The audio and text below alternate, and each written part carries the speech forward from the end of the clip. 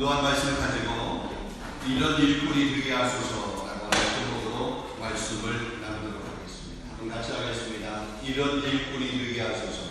이런 일꾼이 되게 하소서. 자, 우리 교회가 오늘 9월 말이 되게 되면 이곳에 우리 파리 3일 장로교회라고 하는 이름으로 교회가 설립된 지 만 17주년이 되는 그런 뜻깊은 날이 되게 됩니다. 2007년 9월 29일 토요일입니다. 한국에서 노예 여러 목사님들이 오셨고 우리 파리의 여러 목사님들 뿐만 아니라 유럽에서 몇몇 이렇게 목사님들, 성사님들, 우리 성도들, 또 파리에 있는 여러 교인들이 함께 이렇게 모여서 설립 예배를 드리게 되었습니다. 몇몇 가정과 유학생들을 중심으로 시작해서 하나님의 은혜 가운데 우리 교회가 조금씩 건강하게 성장해가는 그런 과정을 거치게 되었고, 그 과정 가운데 5주년이 되었을 때에 저희 교회에서 첫 임직식을 하게 되었습니다. 그때 첫 임직식을 통해서 세 분의 권사님을 세웠는데, 그 권사님이 지금 우리 이영희 권사님, 또 우리 이춘혜 권사님, 또 지금은 한국으로 귀국하셨지만 허희순 권사님, 이 세 분의 권사님을 임직하는 그런 임직식을 하게 됐습니다. 그 임직식을 하게 될 때에 축가로 섬겼던 분이 누구냐면 노현종 집사님이 축가로 섬겼었어요. 그리고 12년의 시간이 흘렀습니다. 그동안 하나님께 우리 교회를 많이 축복해 주시고 또 많은 은혜를 우리 교회 가운데 허락해 주시고 또 많은 감사의 열매들을 허락해 주셨습니다. 교회를 역사한 성도들이 참 많습니다. 한 분 한 분 참 귀한 분이셨습니다. 우리 지난 2년 전 우리 교회가 10주년 이렇게 임직하고 나서 한 10주년 이렇게 지난 후에 한 번 좀 더 임직식을 하려고 그렇게 생각을 했습니다. 그런데 뜻하지 않게 코로나 팬데믹으로 인해서 생각했던 그 임직식의 시간을 저희가 지나고 이제 올해 다시 임직식을 통해서 우리 항존직 안수 집사님, 우리 권사님을 세우는 그런 귀한 임직식을 하려고 합니다. 여러분, 연초에 재직을 세우는 것도 참 중요하고 귀한 일이지만 이 임직식을 통해서 우리 안수 집사님, 권사님을 세우는 이 일은 어떻게 보면 교회의 영적으로 건축하는 것과 같은 그런 중요한 의미를 가지고 있습니다. 우리 교회 성도들에게도 이 임직식은 큰 복이 아닐 수 없습니다. 그래서 오늘 그날 준비하는 그런 의미에서 우리 교회가 어떤 분들을 임직을 해야 될지, 그 임직을 세우는 기준은 어떤 기준을 우리가 가져야 될지, 아니 성경에서 임직을 하게 될 때 어떤 사람을 세워서 임직을 하게 되었는지 그 부분을 같이 한번 생각해 보기를 원합니다. 여러분, 성경에 보면 하나님께서 하나님의 일꾼을 세우는 방법을 크게 세 가지로 활용하였던 모습을 보게 됩니다. 첫 번째로 보면은 하나님께서 직접적으로 지명하여서 택하여서 사용하였습니다. 구약시대의 대부분의 선지자들이나 혹은 제사장들, 왕들을 세울 때 보면 하나님께서 직접적으로 선택한 것을 보게 됩니다. 그리고 두 번째로는 제비뽑기라고 하는 그런 방식을 통해서 세웠습니다. 여러분, 예수님의 제자였던, 그다가 예수님을 배반한, 그리고 자살한 그 가룟 유다를 대신해서 마띠아를 제자로 뽑을 때 제비뽑기를 했습니다. 여러분, 구약 성경에서 이스라엘 백성들이 가나안 땅을 정복한 후에 여호수아가 그 땅을 지파들에게 나눠주게 될 때에 그 나눠줄 때도 제비 뽑아서 나눠주게 되었습니다. 아간이 범죄하게 되었을 때 그 범죄한 사람을 색출하게 될 때도 제비 뽑기라고 하는 그런 방식을 통해서 범죄자를 찾아냈습니다. 그리고 세 번째 방법은 오늘 본문에서 7명의 집사를 선택한, 추천하는 그런 방식입니다. 자, 오늘 이 본문에서 우리 초대 예루살렘 교회가 부흥하면서 처음으로 7명의 교회 일꾼을 세우는 내용, 오늘 본문의 내용입니다. 우리가 잘 알고 있는 내용입니다. 이 말씀을 통해서 몇 가지 한번 같이 생각해 보려고 합니다. 첫 번째로 보면 이 초대 예루살렘 교회, 초대교회의 상황이 어떠했는가라고 하는 것입니다. 이런 초대교회는 모순절 성령강림 사건 이후에 베드로를 비롯한 12명의 사도들이 목회하는 그런 교회입니다. 계속해서 성령의 역사들이 일어났고 날마다 구원받는 사람들의 수가 늘어나게 되었습니다. 모이는 성도의 수가 120명이 모였다가 300명이 되고 500명이 되고 3000명이 되고 점점점 그 수가 늘어나게 돼서 부흥의 역사를 이루어가는 그런 교회, 초대교회였습니다. 근데 이 교회 안에는 좋은 면만 있었던 것이 아니라 나름대로 여러 가지 문제들도 있었습니다. 그 문제 가운데 하나가 오늘 본문 1절을 보게 되면 가난한 과부를 돕고 구제하는 일로 인해서 생긴 교회 안에 갈등의 문제입니다. 자, 1절 보겠습니다. 그때 제자가 많아졌는데 헬라파 유대인들이 자기의 과부들이 매일 구제에 빠짐으로 히브리파 사람을 원망하니. 자, 초대 예루살렘 교회, 초대교회의 그 구성원들을 가만히 보게 되면 두 그룹으로 구성되어 있습니다. 히브리파 유대인, 또 헬라파 유대인. 그러니까 히브리파 성도들과 헬라파 성도들이 구성원입니다. 자, 히브리파 유대인들은 이스라엘 땅에서 태어난 사람입니다. 이스라엘 땅에서 생활하고 있는 어떻게 보면 원주민들입니다. 원래 그곳에 태어나서 그곳에 거주하고 있는 이들. 어쩌면 이들은 한 번도 그 이스라엘이라는 그 땅을 벗어난 적이 없는 그런 사람입니다. 반면에 헬라파 유대인들은 이스라엘 밖에 다른 지역에서 태어나서 그곳에서 자라고 그곳에서 생활했습니다. 그러다가 이제 이 예루살렘에 와서 함께 신앙생활을 하게 되는 그런 성도들입니다. 해외에 흩어져 살던 그런 사람들, 디아스포라의 삶을 살았던 그런 사람들입니다. 자, 그런데 이 둘 사이에 적지 않은 갈등, 이들이 서로 원망하는, 서로 분쟁하는 그런 일들이 발생이 되게 된 것입니다. 교회의 구성원들의 비율을 보게 되면 당연히 원주민인 히브리파 사람들이 더 많이 있습니다. 예수님의 제자들 가운데도 대부분 다 히브리파 유대인들이었기 때문에 교회의 전체적인 운영이 이들 중심으로 움직여졌습니다. 특별히 가난한 사람을 구제하고 특별히 과부를 돕고 이런 일 가운데서는 헬라파 유대인들보다는 히브리파 사람들에게 더 많은 혜택을 주고 또 그들을 더 급진히 돌보는 그런 모습이 있게 된 것입니다. 그러니까 헬라파 유대인들이 그 구제를 받는 일에 있어서 좀 소외를 당하게 되는 그런 일이 발생을 하게 됩니다. 그래서 교회 안에서 이것이 문제가 되고 이것이 갈등이 되고 이것이 불만, 불평의 요소가 되었던 모습입니다. 여러분, 교회라고 하는 것이 문제가 없으면 좋지만 지상에 있는 모든 교회는 크고 작은 문제들이 있습니다. 우리 한국 국내에 있는 교회도 마찬가지지만 특별히 우리 해외에 있는 이 디아스포라 교회를 가운데는 여러 가지 문제들이 있습니다. 우리 교회는 이런 문제들이 없을까요? 우리 교회는 이런 문제들이 없을까요? 베드로와 요한과 야고보를 비롯한 예수님의 제자들이 세웠던 그 초대 예루살렘 교회, 그 교회에도 문제가 있었습니다. 사람들이 사는 곳, 사람들이 모이는 곳에는 갈등 혹은 분쟁의 요소들이 있기 마련입니다.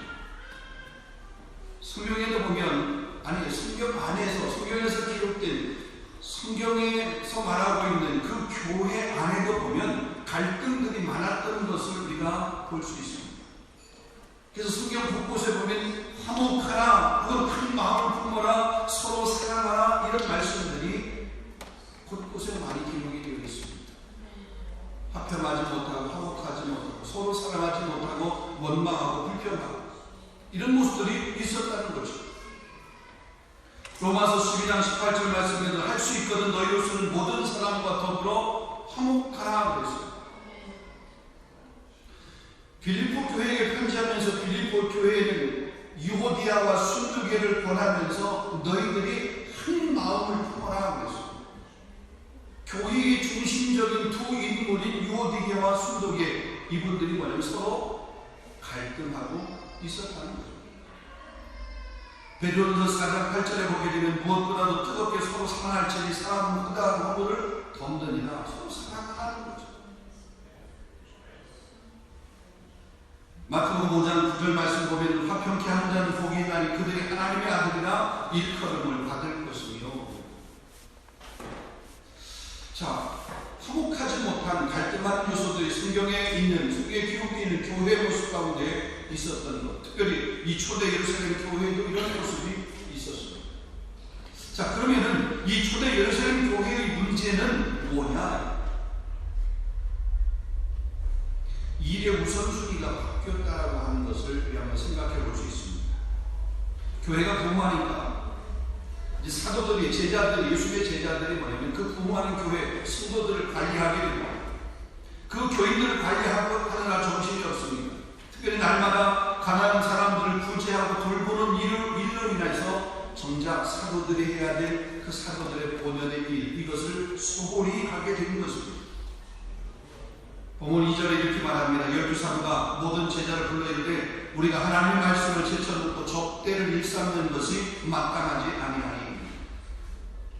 여러분, 당시 교인들 가운데 상당수 많은 사람들은 가난한 사람들이었습니다. 힘들고 어려운 사람들이었습니다. 그래서 사도들이 그들의 필요를 채워줘야 하는 일이 당연했습니다. 그런데 그들의 필요를 채워주는 그런 일, 돕는 일, 구제하는 일, 섬기는 일, 이런 일을 하다가 보니까 사도들이 마땅히 해야 될 사도의 그 본연의 사역, 이게 소홀히 하게 되는 거죠.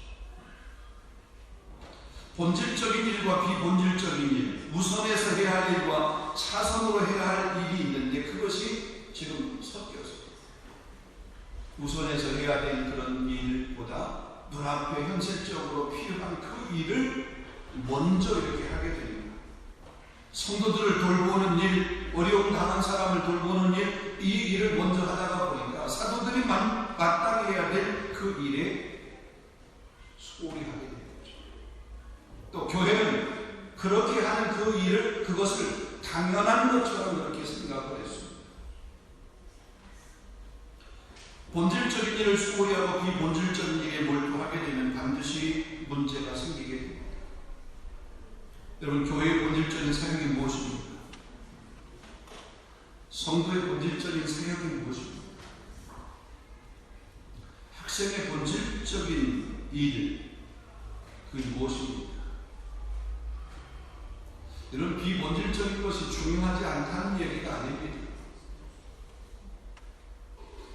그 일도 해야 됩니다. 그러나 그런 일보다 더 우선해서 해야 되는 거죠. 우리 학생들 같은 경우 유학으로 이곳에 와서 유학생을 하면서 아르바이트라고 하는 그런 일을 하면서 우리 공부하는 학생들이 있습니다. 열심히 공부도 하고 열심히 일도 하고, 그래서 유학이라고 하는 그 소중한 시간들을 딱 흘리면서 인생의 그런 중요한 목표를 달성하기 위해서, 이루기 위해서 열심히 땀 흘려 수고하는 그 시간을 보내는 건 참 귀하고 아름답습니다. 근데 아르바이트를 이렇게 하다가 보면 점점 그게 맛이 돼요. 처음에 유학 올 때는 아르바이트 하기 위해서 그냥 온 게 아니죠. 워홀로 온 게 아니잖아요. 공부하기 위해서 왔습니다. 근데 시간이 지나면서 공부보다는 일하는 것에 마음을 빼앗고 있어요. 공부하는 것을 나중에 포기하는 그런 사람들이 있습니다. 학생의 본분은 공부하는 것입니다. 교회의 본질, 성도의 본질, 목회자의 본질, 우선해서 해야 될 일이 있다는 거죠. 사도들의 본질적인 일이 무엇입니까? 오늘 본문 4절을 보게 되면 우리는 오로지 기도하는 일과 말씀 사역에 힘쓰리라. 이런 교회가 최선을 다해서 해야 할 일, 성도가 우선해서 해야 할 일, 목회자가 우선해서 해야 할 일이 있다는 거죠. 말씀과 기도, 예배, 선교, 교회가 우선해서 해야 될 그런 일들입니다. 교회가 사회 사업을 하는 것도 필요한 일입니다. 그러나 그것이 교회의 본질은 아닙니다. 우선순위가 바뀌게 되면 문제가 생기게 됩니다. 순서와 질서가 무시되어지게 되면 안 됩니다. 이것이 깨어지게 되면 문제가 발생을 하게 되는 거죠. 여러분, 세상에서 가만히 보게 되면 하나님이 창조하신 이 창조의 질서가 깨지니까 문제가 발생하게 됩니다. 사람들의 생각이 순리를 영리로 바꾸어서 생각을 하고 생활하다 보니까 그 창조의 질서에 대적하는 일들이 세상의 곳곳에 그렇게 있지 않아요. 사람들이 이성이 발달하면서 뭔가 합리적인 사고를 하고, 그래서 소위 말해서 우리가 인권이니 뭐하니 그러면서 법을 제정을 하게 됩니다. 그 법이 창조의 질서를 거스르는 그런 법들도 제정이 되게 되고, 또 그런 법들이 실행이 되게 되고, 그런 것들을 당연하다라고 그렇게 받아들이게 됩니다. 그러니 곳곳에 문제들이 발생을 하게 되는 것입니다. 그리고 신앙생활 역시 마찬가지입니다. 우리가 먼저 해야 될 일이 있습니다. 믿음의 생활 가운데서 우선해서 해야 될 일이 있습니다. 그래서 마태복음 6장에 보게 되면 너희는 먼저 그의 나라와 그의 의를 구하라. 그리하면 이 모든 것을 너희에게 더해 주시리라 하나님의 말씀입니다. 요한 3서 1장 2절 말씀 보면 사랑하는 자 내 영혼이 잘된 같이 내가 범사에 잘되고 강건하기를 간구한다. 범사가 잘되는 것, 육신이 건강한 것 중요한 일입니다. 그러나 그것보다 먼저 우리 영혼이 잘됨이 우선이라고 합니다. 이 그리스도의 정체성입니다. 우리 성도가 먼저 우선해서 힘써야 될 일, 영혼이 잘되는 이것을 먼저 우선해서 힘을 써야 된다는 일이죠. 자, 초대 예루살렘 교회는 이 우선에서 해야 될 이 우선순위를 잃어버린 거죠. 그래서 그 우선순위를 다시 세우기 위해서, 그 우선순위를 다시 붙들기 위해서 이제 일꾼을 세우는 그런 일을 하게 됩니다. 그런데 그 일꾼을 세우는데 아무나 세우는 것이 아니라, 그 일꾼을 세우는데 오늘 성경에 보면 그 일꾼의 기준, 일꾼의 자격을 규정하고 있습니다. 자, 그래 두 번째로 보게 되면 이 초대교회는 어떤 사람을 일꾼으로 세웠는가, 어떤 사람을 집사님으로 세웠는가, 그 일꾼의 자격은 어떤가라는 겁니다. 자, 본문 3절 말씀 보겠습니다. 형제들아 너희 가운데서 성령과 지혜가 충만하여 칭찬받는 사람 7을 택하라. 우리가 이 일을 너희에게 맡기리라. 성령과 지혜가 충만하여 칭찬받는 사람, 이런 사람, 그런 사람을 일꾼으로 선택하라. 일꾼으로 택하라. 그러면 사도들이 안수하여 그들에게 그 직분을 맡겨주겠다. 하나님의 일을 하는데, 교회 일을 하는데 학력이나 혹은 재력 혹은 세상의 어떤 경력 스펙보다 더 중요한 것, 성령 충만, 영역이라고 하는 것을 이야기하고 있는 것입니다. 여러분, 성령 충만하면 하나님 말씀에 온전히 순종할 수 있습니다. 말씀에 순종하게 되면 교회는 건강하게 부흥할 수 있습니다. 세상을 향해서 빛과 소금의 역할을 감당할 수 있는 것, 성령 충만하면 그런 일꾼들이 세워지게 되면, 그런 일꾼으로서의 삶을 살게 되면, 그런 일꾼이 되게 되면 세상에서 빛과 소금의 역할을 감당할 수 있습니다. 여러분, 베드로를 비롯한 사도들도 성령 충만한 후에 그들이 귀하게 쓰임 받았습니다. 우리가 잘 아는 저 베드로 얼마나 비겁한 사람이었습니까? 수제자라고 그렇게 많은 사람들 앞에 떠벌렸지만 정작 예수님이 잡히시는 그 현장 가운데서는 수제자다운 모습을 찾아볼 수 없었습니다. 아니, 예수님을 모른다라고 그렇게 부인했던 사람입니다. 자기도 혹시 잡힐까, 자기도 혹시 결박당할까, 자기도 혹시 죽임당할까. 그런데 성령 받고 난 후에, 성령 충만한 후에 복음을 위해서 그의 삶을 온전히 드려 마지막 십자가에 거꾸로 달려 죽기까지 복음 앞에 섰던 사람 베드로입니다. 성령 충만하면 이렇게 귀하게 쓰임 받을 수 있습니다. 여러분, 대부분 많은 사람들이 흔히 말해서 취해서 산다라고 얘기해요. 어떤 사람은 돈에 취해 삽니다. 어떤 사람은 술에 취해 삽니다. 어떤 사람은 오락에 취해 삽니다. 어떤 사람은 뭐 스포츠에 취해 살기도 합니다. 어떤 사람은 일에 취해 살기도 합니다. 근데 성경은 말합니다. 술 취하지 말라. 이는 방탕하는 것이 오직 성령의 충만함을 받아라. 성령의 취하라는 거죠. 성령의 충만함을 거죠. 여러분, 성령의 충만함을 사모하시기를 바랍니다. 그러면 복음과 하나님 나라를 위해서, 주님의 몸된 교회를 위해서 귀하게 쓰임받는 일꾼이 되는 줄로 믿습니다. 우리 초대교회가 그런 사람을 일꾼으로 세운 겁니다. 더 나아가서 지혜도 마찬가지입니다. 여러분, 미련한 사람은 문제를 만들고 지혜로운 사람은 문제를 풀어갑니다. 아니, 지혜로운 사람은 문제를 만들지 않습니다. 여러분, 믿음도 좋고 기도도 많이 하고 정말 열심도 있는데, 여러분, 지혜가 부족하고 혹은 지혜가 없으면 그 열심 때문에 공동체가 오히려 더 힘든 것을 보게 됩니다. 여러분, 잠언 18장에 보게 되면 미련한 자의 말의 특징이 있습니다. 미련한 자는 병철을 기뻐하지 아니하며 자기의 의사를 드러내기만 기뻐하는 것. 자기의 의사, 자기의 말만 하는 거예요. 명철을 기뻐하지 아니한다. 입술에는 다툼이 있다. 이간질, 충동질이 있다고 하는 것입니다. 남을 험담하는 것을 좋아한다라고 얘기합니다. 미련하다라고 하는 말의 뜻은 일이 되도록 하지 않고 일이 안 되도록 해서 힘만 쓰고 억지로 그렇게 하는 것. 일이 안 되도록 하는 일에 힘만 씁니다. 그래가지고 그 일이 안 되도록 하는 게 바로 미련한 사람. 미련한. 지혜롭지 못하면 그래요. 지혜롭지 못한 사람이 힘을 가지고 있어 보세요. 지혜롭지 못한 사람이 권력을 가지고 있어 보세요. 그 사람 때문에 그 공동체, 그 집단, 그 사회, 그 나라가 어려움을 겪게 되는 거죠.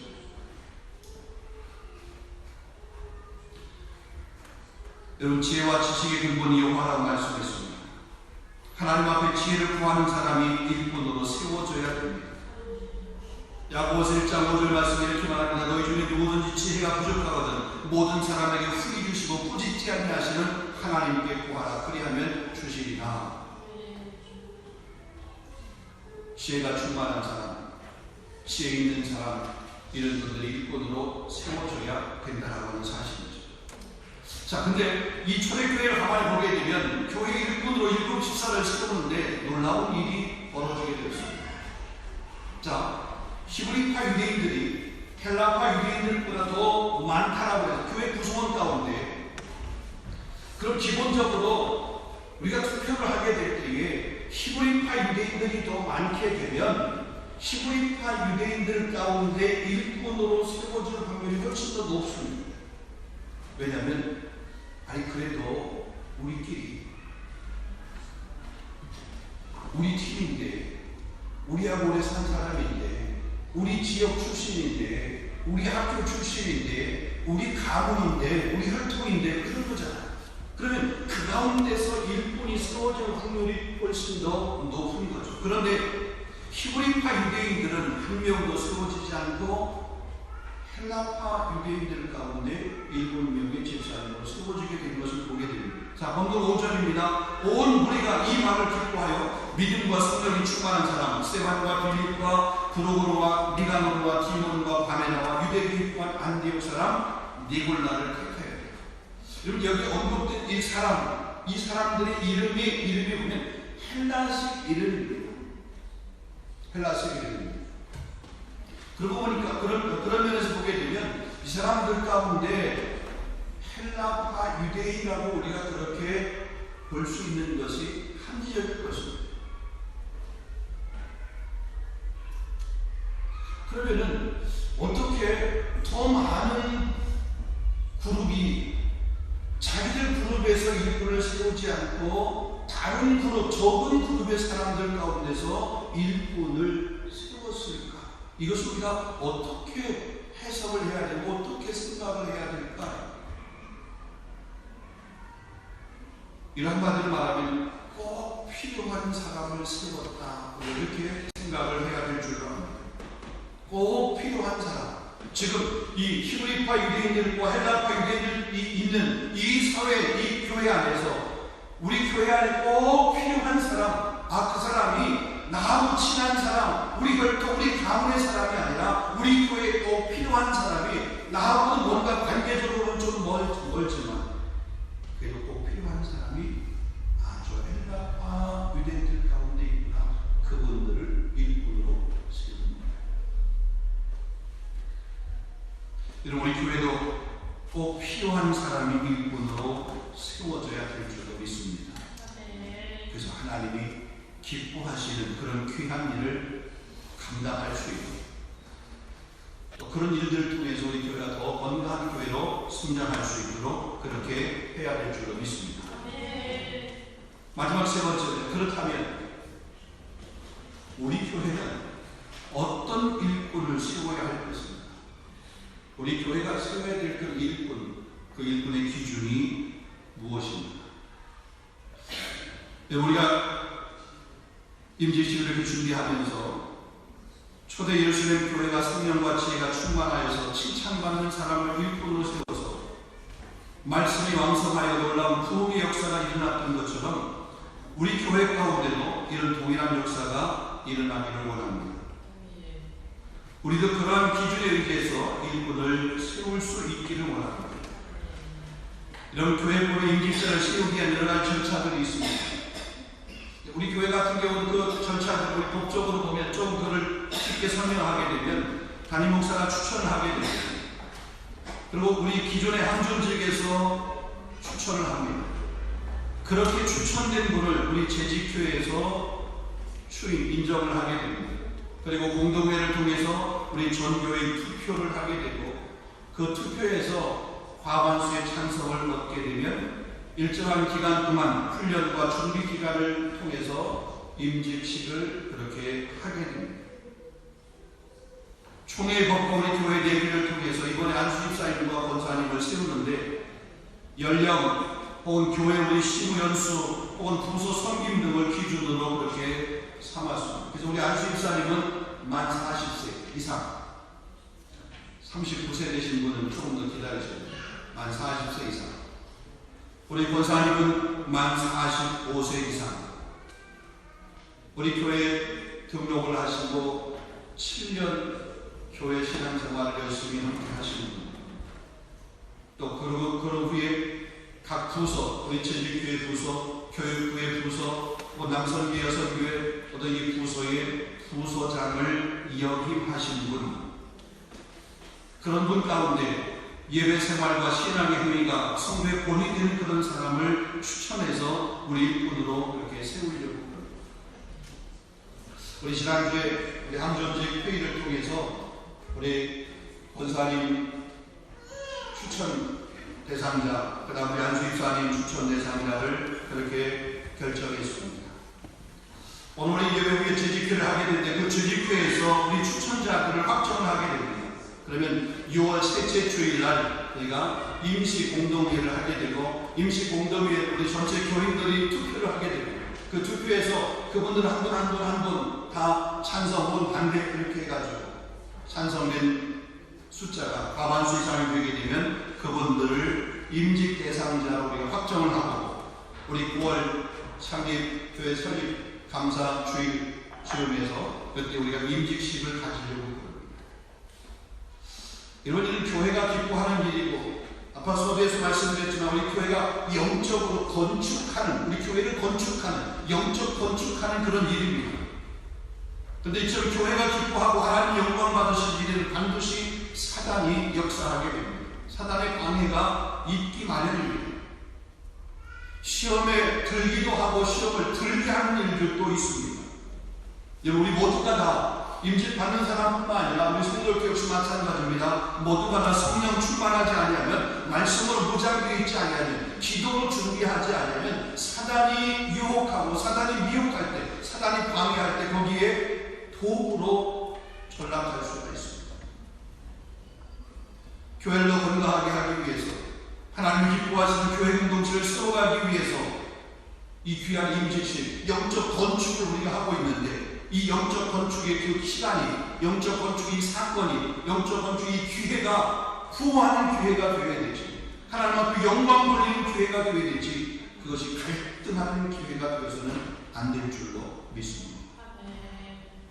그래서 오늘 우리 귀한 임직을 준비하면서 미리 오늘 본문 말씀을 통해서 우리 교회는 이런 일꾼이 세워지게 하옵소서. 우리 교회가 이런 일꾼을 세우게 하여 주시옵소서.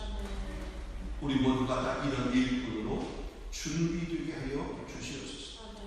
이런 말씀으로, 이런 마음으로 우리 귀한 말씀을 함께 나누게 되었습니다.